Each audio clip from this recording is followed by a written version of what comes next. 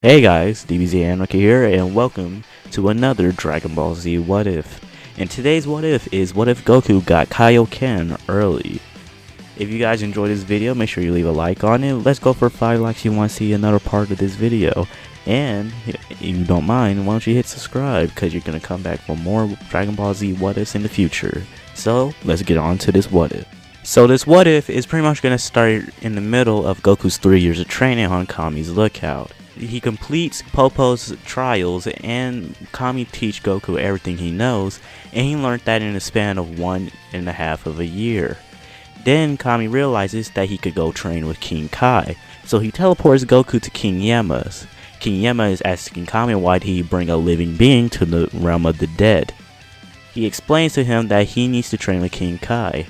After King Yama scolds him, he decides to let Goku travel Snake Way to King Kai's planet. Since he is much younger and less experienced than he was in the original story, it takes him about 7 months just to get past Snake Way to make it to King Kai's planet. After jumping and landing on King Kai's planet, he realizes that the gravity is so intense on here that his body feels super heavy. Then when he looks up, he sees a monkey. He thinks it's King Kai and he follows it thinking it's training.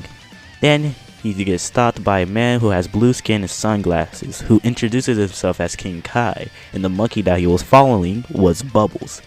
He asks King Kai that he wants to train on his planet and learn every single thing that he has to teach. King Kai says that he'll do it if he could tell him a joke. After he tells him a joke, Goku starts his training on King Kai's planet. Just a little side note, this training is way more intense on Goku than he was in canon because he is way younger, which means he has less power and he's alive and not dead, so it takes him a little while longer just to get used to that 10 times gravity. Goku finally gets used to the 10 times normal gravity. So King Kai finally decides to teach Goku the Kaio-ken, and he tells him that the Kaio-ken serves as a multiplier and it also can tear through your body if you go over its limits. King Kai tells Goku to only use 2 times the power of the Kaio-ken, but don't go any higher. After some time, Goku has actually mastered Kaio-ken times 4 to the point where he doesn't have strain. And a little note, Goku actually hit his growth spurt here. After some time passes, it is the 23rd World Martial Arts Tournament. Goku thanks King Kai for all the training, and King Kai gives him a thumbs up and wishing him good luck. Goku makes it to the 23rd World Martial Arts Tournament, and honestly, there's nothing much to describe here. Goku is super strong, so he pretty much wipes the floor with any person he went up against. For example, Ten Shinhan, he didn't even need to take off his weighted clothing because he learned from King Kai to keep his weighted clothing on. And now it is time for Goku versus Piccolo Jr. And honestly, Goku really just wiped the floor with Piccolo. He didn't even need to use Kaio-ken because he was so strong than he was in canon. Kami decides to seal Piccolo up, but Goku actually stops him, telling him that he's not the same Piccolo as he was before. Kami is hesitant at first, but then he decides to listen to Goku and let Piccolo Jr. go and not seal him up, which ends the 23rd Martial Arts Tournament and a 4-year time skip. That time skip consists of Goku marrying the Chi-Chi and having a son named Gohan. They decided to meet up at Kami house for a reunion, but then a Saiyan shows up and his name is Raditz, who reveals that he is Goku's brother.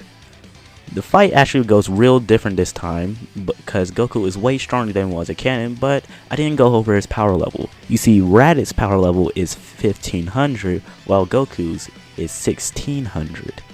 And that's without the Kaio-ken, that's his base form, so he actually overpowers Raditz. I honestly don't even know if I should let Raditz live or die in this scenario. But I kind of want Raditz to have a little bit more story time because I actually have an idea how he could be used in the future of this What If, so we're just going to let him live. Now on the brink of death on the ground, Raditz has been beaten. He is not dead, he is still alive. But on a distant planet, 2 more Saiyans overheard this fight going on in one of their scouters. One Saiyan was named Nappa, and the other one was named Vegeta. They are amazed of what power that Kakarot holds. So they decide to go to Earth to see for themselves. Raditz, almost on his last breath, tells Goku that two more Saiyans who are way stronger than him and way stronger than Goku are coming in 1 year, which means they have 1 year to train or they're dead and their planet is finished. Goku tells Krillin to quickly give him a senzu bean. Krillin asks why. Goku doesn't know, but he thinks because after what his brother told him. So Krillin gives him a senzu bean. Raditz get up and he has a huge Zenkai boost, raising his power level from 1500 to 2000. Raditz now thinks that he could sit there and beat Kakarot, but Goku says that he's still more powerful than him. He just hasn't been using his full power. He still has a trick up his sleeve, so he better play nice or Goku won't be as merciful as he was today. Raditz asks Goku can he train with him while the Saiyans are on their way in 1 year. Goku is confused by this and asks why. Raditz tells him that he always got made fun of for his low power and being a low class warrior, and he wants to stop that mockery right now. Goku doesn't trust him completely, so he doesn't give him the straight away to King Kai and train. He tells him that he'll train with Kami. Raditz doesn't know what a Kami is, but Goku shows him on the lookout. Once they're on the lookout, Raditz looks at Kami. He is wondering why is there a Namekian on Earth, and Kami is wondering why is there an evil tyrant on my lookout. Goku tells him that there are two more Saiyans way more powerful than him, and he asks him can he train up here while he goes trains with King Kai. Raditz asks who is King Kai, and he says it's his master. He asks why can't he go with him. He said because he doesn't trust him completely. He has to learn some of the basics before he can sit here and get trustworthy. So they start their training. They all are way more stronger now that they were in canon, especially the Z fighters training with Raditz. Their power levels have a little bit bigger of a power level than they had before, and Raditz's power level is huger than before. Goku goes to King Kai, and actually he takes Gohan with him in order to train with him too. That 10 times normal gravity is a kind of a strain on Gohan, but with his potential he gets adjusted to this really quickly than Goku had did earlier of this what if. And no, this is not a change to Gohan of him trying to become a fighter. He still wants to become a scholar. It's just I raised his fighting spirit a little bit so he could be more prepared instead of sitting back scared like a child. So Goku and Gohan train, and their power levels are way increased than they were in canon. Goku's was to 1600, but now it was 10,000. And Gohan's was power level of 5, and it changed to 1000. Gohan did get the gist of Kaio-ken, but he doesn't really use it. But Goku's Kaio-ken increased from learning it from 4 times to 10 times. So a Goku with Kaio-ken times 10 will have a power level of 100,000. That is a huge increase of what he had back in the regular canon of this story, and shows you how much of a difference that this makes when Goku learned Kaio-ken way earlier than he did in the original story. And since we're going over power levels, let's go over power levels of the fighters that are on Earth. Earlier I said Raditz's power level was 2000 after he got the Zenkai from getting the senzu bean. So from his 2000 power level, he got 23,000 from his power level to his power level. Sorry I confused you there, this is a real tongue twister. Krillin's power level went from 206 to 18,000. That's a little bit of an increase, but not by much. Next up is Tien. Tien went with a power level of 250, and he went to a power level of 2,000. Like I said, that's a huge increase. Yamcha went with a power level of 177, and he got his power level up to 1500. Chaozu power level went up from 150 to 950. So yeah, your Z fighters got so much stronger than what they did. Well, not so much, they actually got a tiny bit stronger, but let's see how much of the difference that it will make. But there's one person I forgot to mention, Piccolo. Piccolo was there when Goku fought Raditz the first time, and he's been doing his training ever since he lost against Goku back in the 23rd World Martial Arts Tournament. So he's been training non-stop ever since that day. And plus, he doesn't have a Gohan to train with, so he gets actually much more stronger without holding back. So his power level goes from 408 to 4,200. That is actually a huge increase of what he had, because in canon he had 3,500.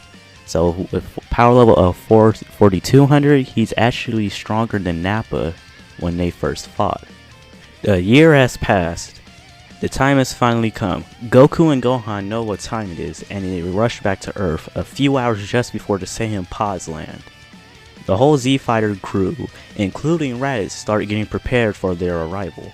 And Raditz is actually looking a bit different. His hair is combed back into a really long ponytail, and he's wearing some of the turtle hermigi, but he's still wearing his Saiyan armor. I think he's adapted to Earth in his last few years, and he started to get more trustworthy to the Earthlings, and the Earthlings are trusting him. But enough of that. Just before they land, they sense the power levels of the Saiyans coming to Earth, so they go where they feel like they're about to land. And once they land and about to blow up the city, they all sit there and surround them, and they ask to go somewhere else that's less populated. They all arrive to the abandoned wasteland.